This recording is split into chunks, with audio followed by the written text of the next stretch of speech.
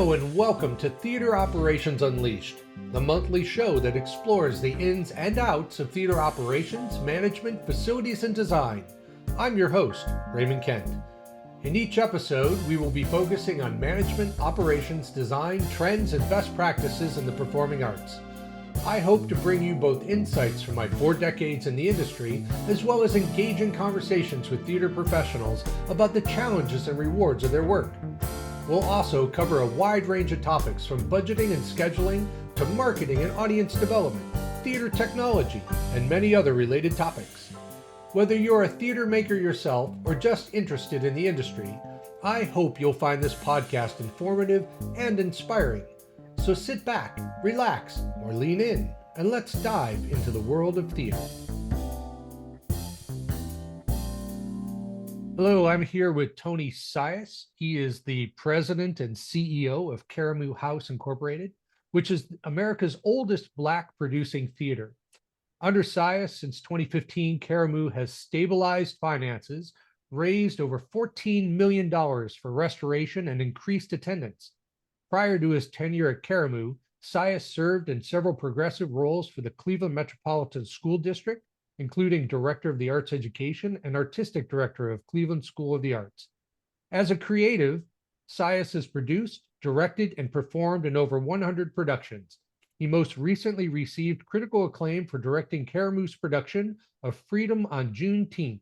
And in October 2021, Sias performed narration with the Cleveland Orchestra in Sinfonia No. 5, Visions by George Walker. His work has been highlighted nationally in the New York Times, American Theater Magazine, on NBC's Today Show with Al Roker, and many more. Sias has served as a delegate from the U.S. Department of State in Istanbul, Turkey, representing the Council of International Programs and the Youth Arts and Peace Project.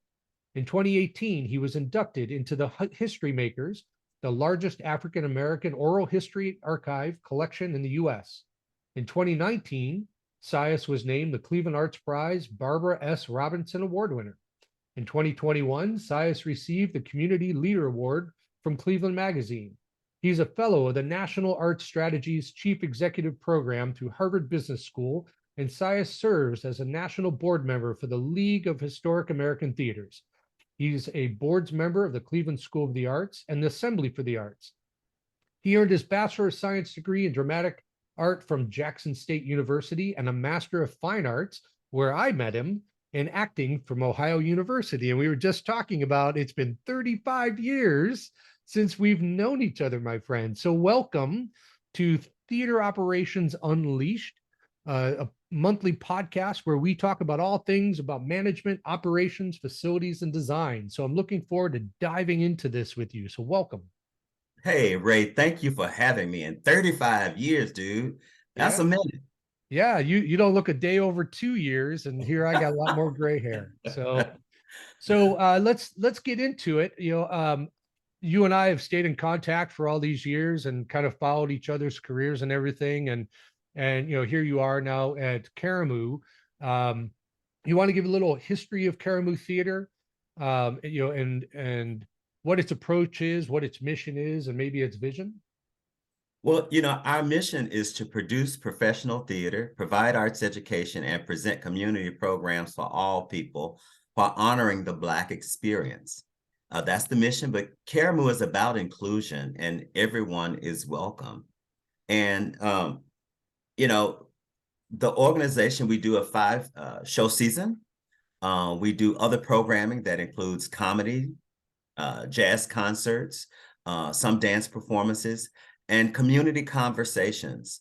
And we partner with a host of other arts and culture and educational institutions throughout the region.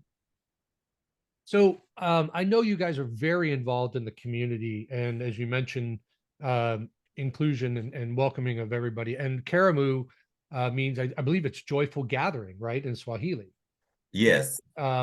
Would you discuss how the meaning of that name falls into the organization and the mission that you have?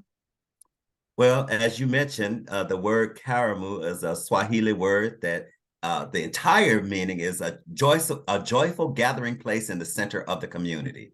We've abbreviated by saying a joyful gathering place. And, when you think about joy, joy is one of our core values. And that is expressing happiness and delight for our work with the community, partners, and with each other.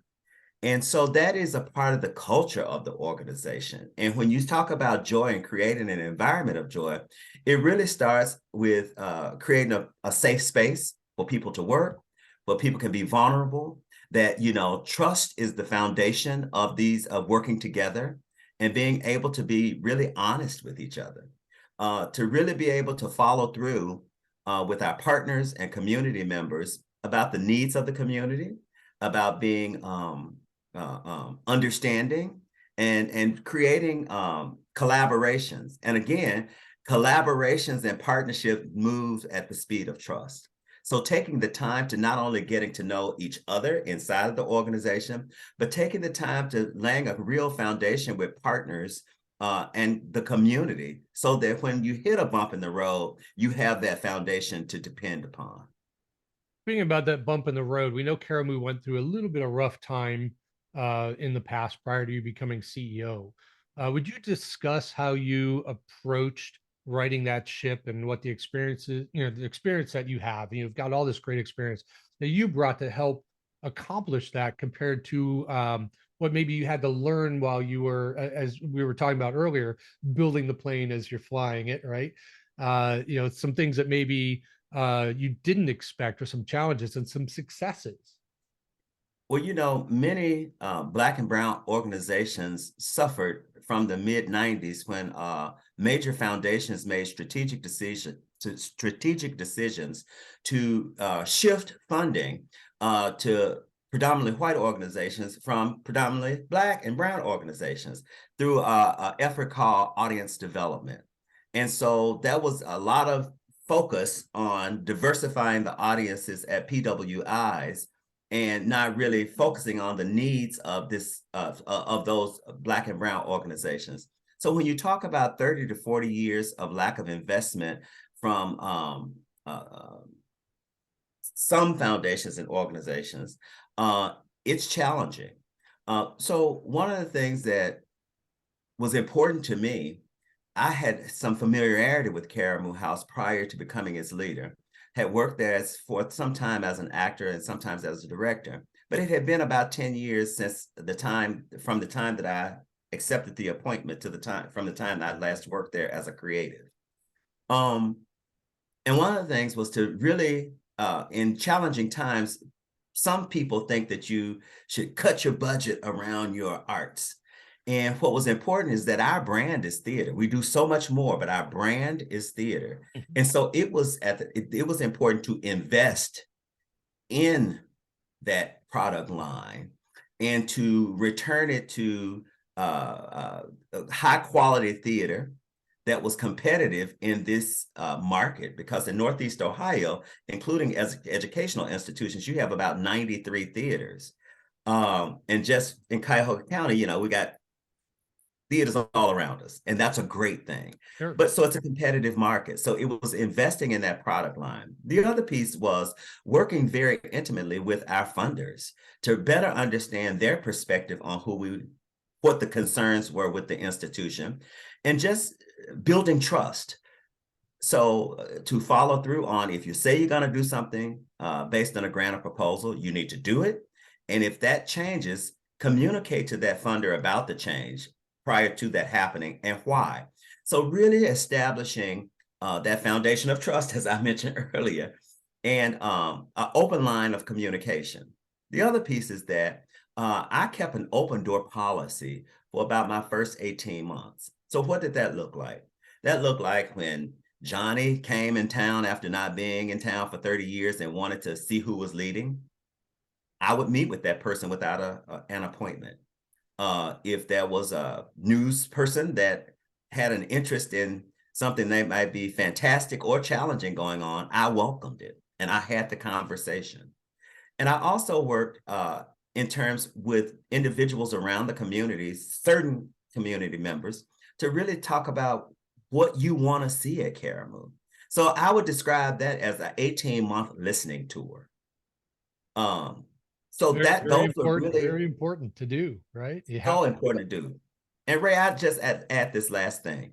The other piece is that we did a legal audit of the institution, talking about our bylaws, our insurances, and the list goes on to ensure that we were checking all the boxes to ensure and to communicate to investors and funders and foundations that our books were in order. Mhm.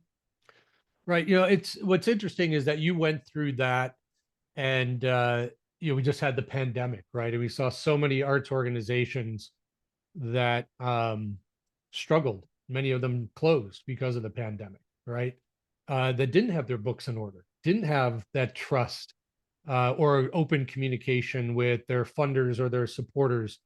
But it seems like you had that pretty well set prior to the pandemic. And do you want to talk a little bit about how the pandemic impacted Karamu with that foundation set up because of coming through a bit of turmoil pre-pandemic?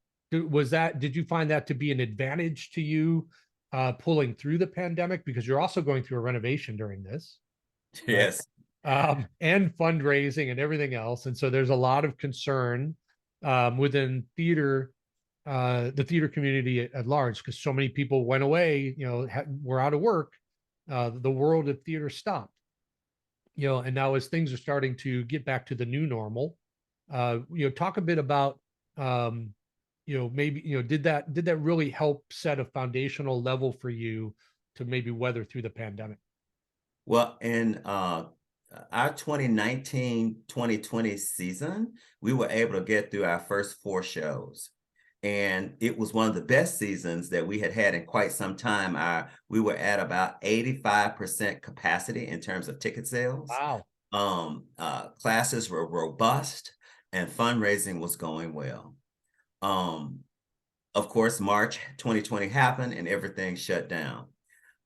When you then begin to think about the pandemic and then the murder of George Floyd and the racial reckoning in our country, Karamu House made a decision that we could not sit back and be passive in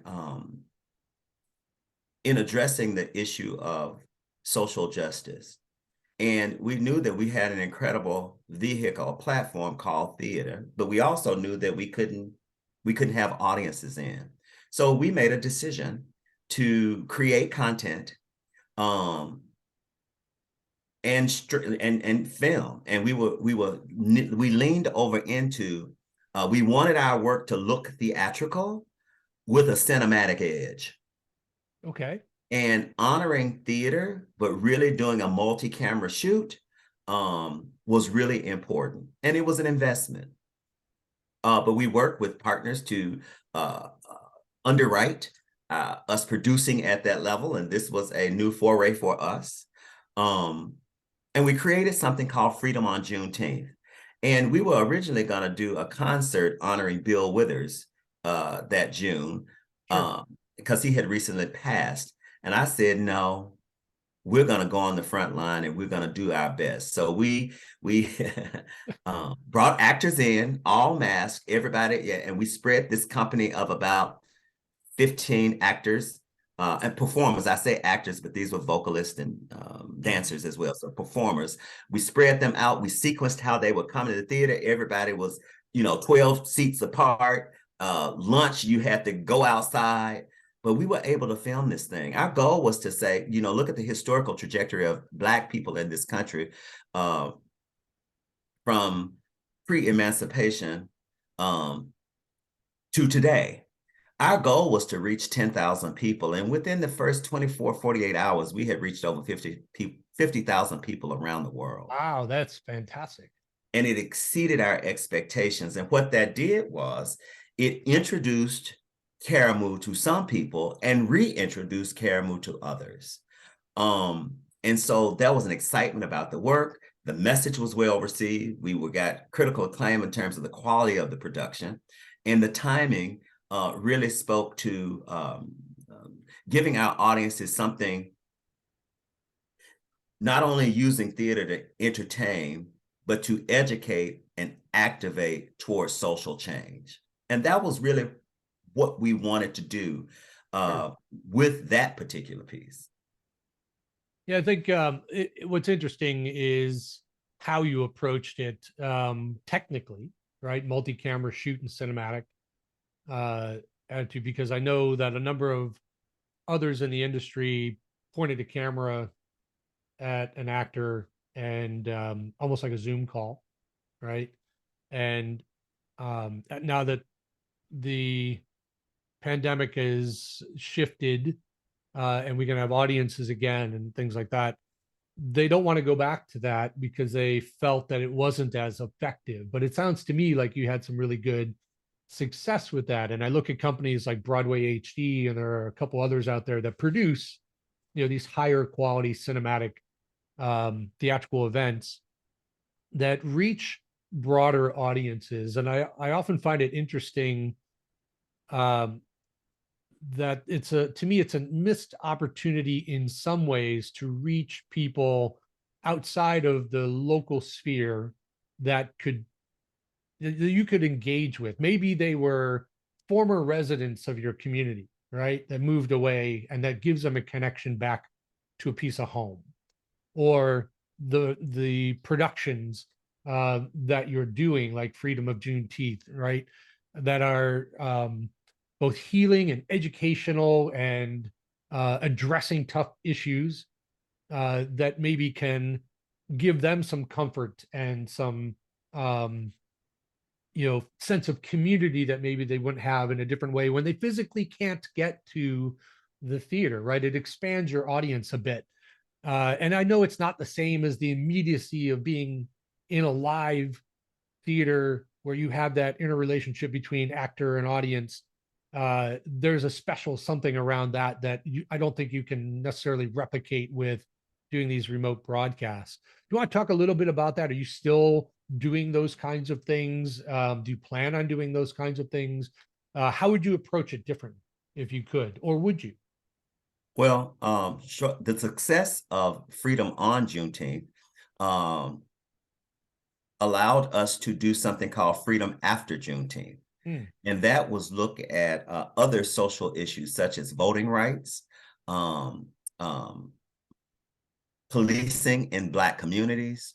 And so we were able to then do a series of three 30-minute episodes. And really what we wanted to continue to do was to say, these are other issues that we need to address, and let's use theater as that vehicle to educate and activate. It is expensive when you want to do it at a high quality.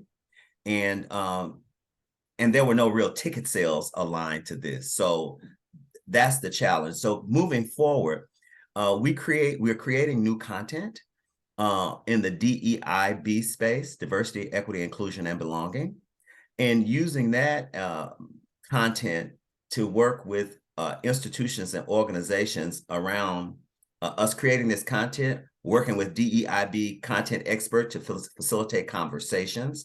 And so that then can become a revenue generating stream. In terms of the traditional, theater, filming that, I think it is the work that is then created and devised by Karamu that we can do that. And we'll have one piece that will come out in 2024, but that will probably be annually. We'll probably do one piece of cinematic style theater annually, but it will not be an ongoing thing because of the cost associated with producing. Got you. Now I know that you've partnered, I believe it's Playhouse Square or is it Cleveland Playhouse to Both. both to do, a production this coming December. Is it Yes. December? All right. Do you want to talk a little bit about that as one of those opportunities to expand your reach, expand the community, maybe introduce Karamu to people who maybe have not been to the facility, been to your place to see a show, and maybe some of the successes with that? Well, yeah. Last year we partnered with the Cleveland Playhouse at Playhouse Square to produce Black Nativity. Mhm. Um, the two institutions came together. It was a Karamu production, with the support of the Cleveland Playhouse as it relates to the production side of things. It was fantastic seeing both crews and technical folks on both sides coming together and working in this seamless way. And the success of last year, really, then we all came together and say it worked in a very short window of time. So we've decided to come back together and produce the show. When you think about Playhouse Square, the second largest performing arts district outside of New York, it's during the holiday time, it is a fantastic time to be downtown. And so when you think about whether it's the Nutcracker or any of the other holiday shows, A Christmas Carol, right? Yeah. you know, Fantasyland Diaries, it seems to the be whole moving nine. over, right? When you then have Karamu House down at Playhouse Square at that time, you have a fair representation of cultural arts in our community. A balanced, I don't even want to say fair, a balanced representation of Cleveland and our arts and culture scene.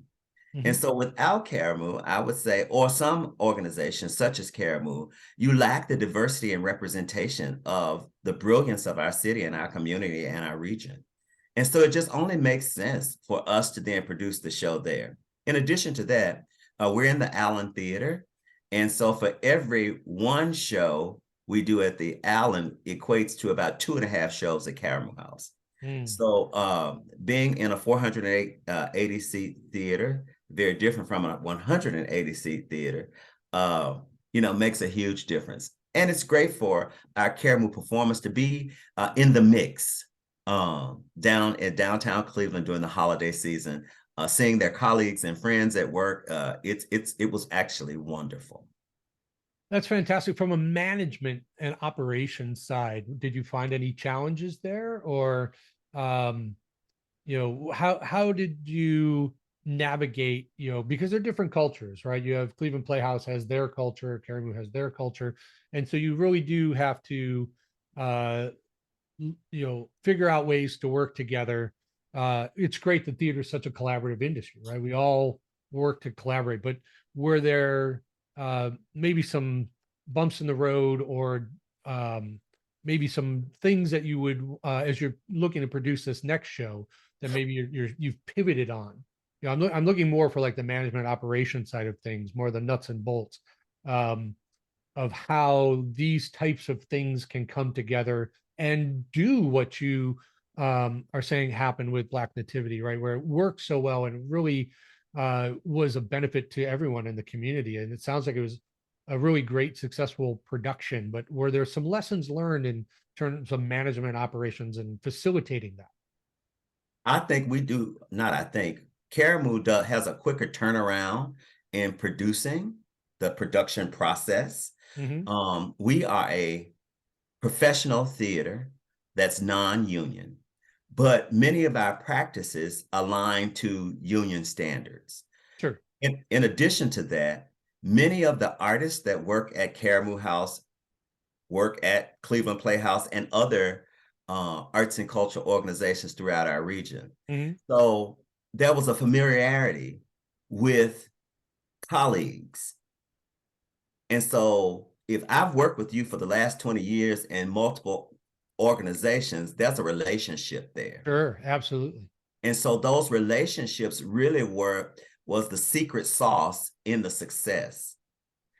In addition to Mark Cuddy and I taking the time on the front end and getting to know each other, because he was new in town, right?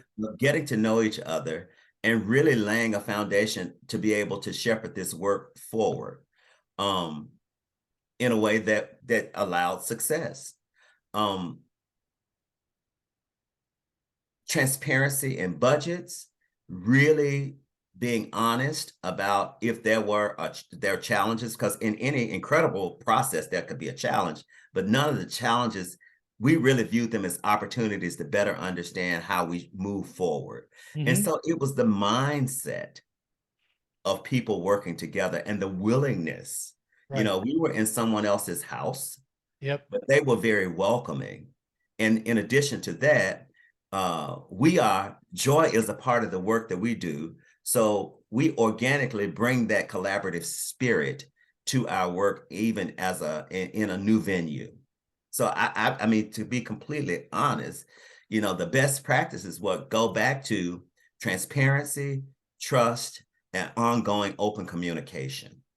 Yeah, I think that that's so important. And setting aside ego and our audience versus your audience and all of that. I think that you really have to get away from that in order for these types of collaborations to be successful. From a board level, I'm assuming the boards were both very supportive of this. Um, and what is the relationship uh, that you have with your board from a leadership standpoint um, to help facilitate these types of things, in addition to how your day-to-day operations of Karamu goes under construction, right? Because you're still under construction from several phases of renovation, which we fortunately have been a part of. So, Yes. So, I mean, we're in phase 3 renovation. Our lead architects is Robert P. Madison International, but having DLR as a partner through all 3 phases has made a difference and to the success of the project. In terms of board, Caribou, I'm very fortunate because the board, we're partners. mm-hmm. Um, I feel like a broken record. And the reason why I say that, because it just goes back to honesty, transparency, Right. and like a foundation of trust. And I just can't say that enough. And that really is how I approach most things. Mm-hmm. Um, that the board, of course, is the governing body. What I love about my board is that there's an ongoing desire to better understand the business of theater and arts. Um, they as a board are coming together to build their own individual relationships is very important. Um, and in addition to that, bringing that time, talent, and treasure uh, is something that's very intentional in terms of how we align that. Right. Because equity don't mean equal, it's equity. What does each person need and what does each person bring? And we want to celebrate that. And that is so, so very important uh, in the partnership of a board and leadership and management. The other piece is that we have, the respect that the board is the governing body and that management and operations is management and operations, and that there is a line Mm-hmm. there, and we have to respect that line. That is so key because once that line gets blurred, I have seen that things can go awry quite quickly. Oh, absolutely. I know a number of organizations, unfortunately, that have had that, where they've had a board member who, may be very involved in the community from a, for-profit business side of things and, thinks that they can interject themselves or goes around the leadership of the organization with good intentions, right? I'm not saying there's anything malicious going on there, but can often turn things sideways um, and oftentimes be detrimental. It's often not a for-profit, it's a non-profit. And there are different elements, as you know, around running a theater compared to running, say a manufacturing company that makes widgets. There's still a product that needs to be completed. And I think there's some alignment there. Um, Talk to me a bit about the renovation and things like that. When planning that renovation, I know when we looked at the redesign of the Jello Theater and the auditorium and the seating, and looking to um, provide better sight lines and better acoustics and everything towards the stage compared to the historical slope of the auditorium. Talk to me about your thinking around the decisions that you make as leadership within this organization or your team makes around what serves your audiences and your audience, your artists and your staff, um, to be more inclusive and more equitable? Well, the entire renovation, whether it's phase 1, 2, or 3, has been around accessibility, whether it's Mhm. ADA accessibility or public accessibility to the theater. And that in the heart of a historic, in the heart of the historic Fairfax community, uh, we want to have the 21st, we want our patrons to have the 21st century experience. So regardless of our location, that you come in and you have a experience that's comparable to any other professional union house in our region. That was the gold standard. That was Sure. the what we were striving towards. And by most, if not all accounts, we've been able to accomplish that as we move through all 3 phases of renovation. I think the phasing, fundraising, people all have their own thoughts about how that's done. And, many times they say you need to go through this feasibility study and get all this data and stuff. And you know what, Ray? I needed to create a groundswell of excitement. Sure. And so we had $1 million in the bank, and we knew that the first 2 phases were going to be about 4 or 5 million combined. I said, we're going to do a ribbon cutting. We're going to announce this, and we're going to drum up the excitement, because Karamu and the community has always been behind the institution. But at that seminal moment in 2017, we desperately needed people to understand our vision. And that was one of the best decisions that we could have ever made, because not only did we drum up the excitement, we were able to move and within a year to get that phase 1 done. So people coming back into a theater that was originally built in 1945, the seats were still there from 1945. Right. And not much had been done in terms of electrics, lighting, or any other major upgrades. So to then create this whole mezzanine area, that it was a traditional rake theater, to have boxes now on the off the upper mezzanine, and then to create ADA accessible seating, coupled with what is a lower level orchestra area, really created an environment that people who are most often theater consumers were accustomed to be able to then do not just general seating, but reserve seating. And so changing some of the operational practices Mm-hmm. aligned to industry standards was really important. And there are times that we do general seating, but what we found, or open seating, but what we found is patrons do want to be able to reserve a seat, know where that seat is because of whatever their preferences may be or needs in terms of ADA. So that was really, really just key in driving many of our decisions around design and operations. Did you do you find, I know there's a number of organizations, speaking of audience, that are finding it challenging to capture or maintain season subscribers over a single ticket, right? There, people are less willing to be season subscribers. Are you finding the same challenges there? And do you find that maybe some of these upgrades that you've made have really maybe more encouraged people to become season subscribers? Are you seeing a change in that? So yeah, I see the trend that people are more interested in single tickets. Yes. But what we did is we reframed our season subscriber model to memberships. And that Okay. membership, in some instances, at certain levels, is higher than a traditional subscription. But there are other benefits that come along with membership. And so when we reframed it, we're finding that the membership model with the additional amenities and benefits is serving us. Still, we're not where we once were with season subscriptions, but it's a different kind of investment into the organization. And as you know, and you just mentioned, I mean, that's whole subscription model in general around the country, most theaters are being challenged with it. So I think Absolutely. everybody's got to reimagine what that looks like, and how do you really filled that void, because for us, that season subscriber really was that cash flow from July until your opening of the season in September. And how do you then plug that hole if it was a hole for you? Right.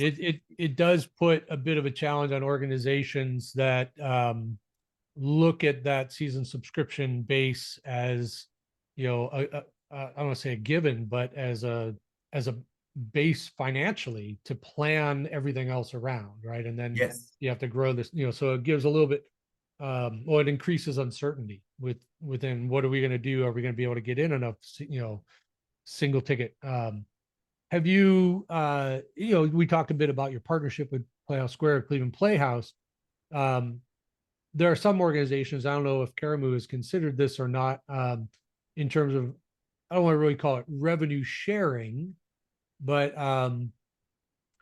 there are opportunities, and we know some arts organizations that have looked to non-traditional partners in terms of revenue. It could be a restaurant, right? It could be some other type of aligned organization that's not necessarily an arts organization, or pooling subscriptions.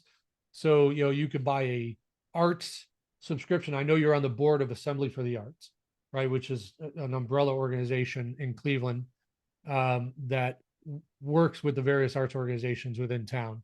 But so, somebody would say, I'm going to buy a season subscription, and out of that subscription, I can go see the Cleveland Ballet. I can go see a show at Cleveland Playhouse. I can go see a show at Karamu, and I can go see a Broadway production at Playhouse Square. Is that something that's been discussed locally, or that maybe you guys have entertained at all or had any conversations about? Not specifically. The thing that we're having conversation about is resource sharing. So whether it comes to scene shop, costume shop, how are those that's some low hanging fruit. I Sure. think, and I'll speak for Karamu, co-productions haven't really worked well for us. And some organizations, they work quite well. Sure. So we want to look at how resources and staff is a possibility in terms of reducing some cost. The other piece is that we will, as a part of our current renovation phase 3, we're adding a bistro to our campus Yeah. to have a healthy food option.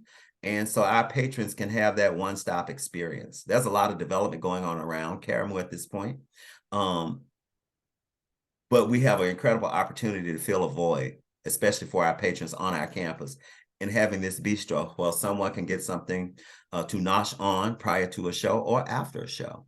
And so we're learning a lot. Actually, this afternoon, we go to our third tasting. Nice. And that, but the goal is that we're really looking at, what our hours of operation. We're honing in on our business model. We're in search of a general manager and food and beverage leader. And so that will be another, we hope within the next 3 to 5 years, be a solid revenue generating source. And, it takes 3 years to, Sure. see a business grow and see the return on the investment.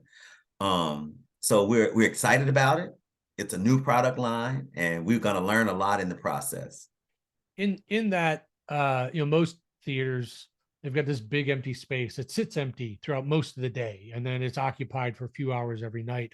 And I know there's a lot of organizations that are looking at ways to, utilize that space during the day, or other, points throughout.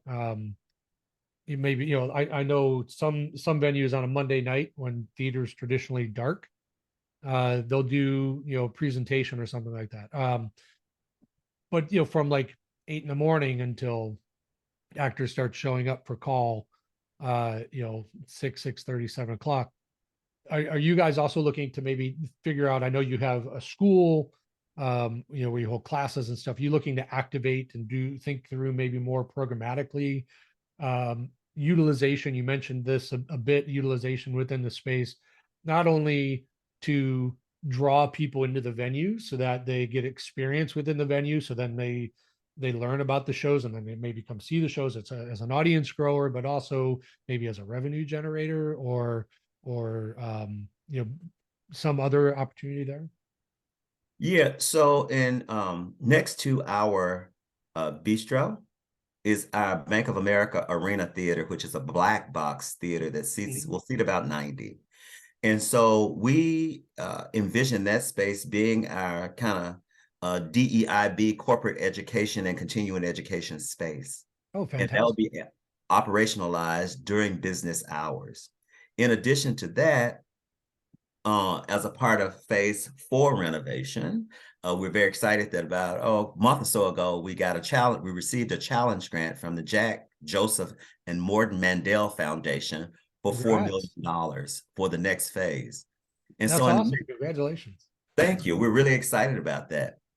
And in the next phase, we will have a shared workspace where artists and young, being new or small entrepreneurs could come share a workspace. I think we'll have somewhere between 8 to 10 cubicles, work areas.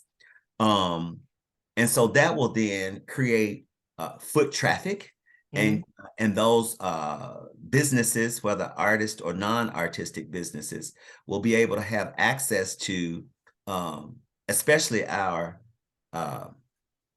smaller performance space. And we also we do have rentals that are coming that ongoing rentals that are a part of our revenue stream. Sure. So yeah, that is the way. But to your point, I feel like it's important that you operationalize these spaces during business hours and seeing what revenue generating opportunities that are in front of you. And those are the ones that we really explored, and trying to align all of this under the larger umbrella of arts, culture, and community.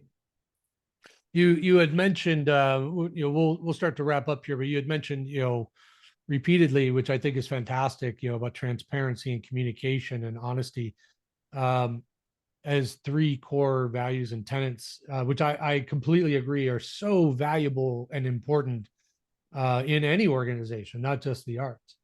As we close out here, are there any thoughts that you may have to anyone who's listening and running an arts organization that might be struggling a bit in terms of advice, some sage advice from Tony Sias of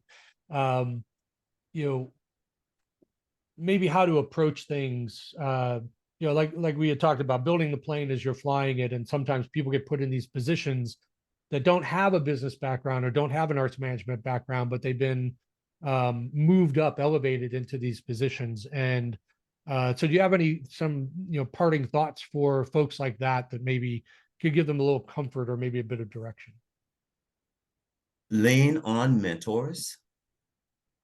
Lean into the discomfort, because discomfort will always be there. Learn how to find a balance in it. And in addition to that, know that that is the opportunity towards growth. That's fantastic. That's great. That's great advice. I'd like to thank everybody for tuning in here with Tony Sias. Hopefully you enjoyed the conversation and took away some great things. I know I certainly did. And tune in next month for another guest speaker that we will have to talk about operations and management, facilities design, and all things theater. Tony, thank you very much for your time today. It's been a joy and pleasure, Ray. Okay, I will see you soon, my friend. Take care. Thanks for taking the time today to listening to Theater Operations Unleashed. We hope to see you next month.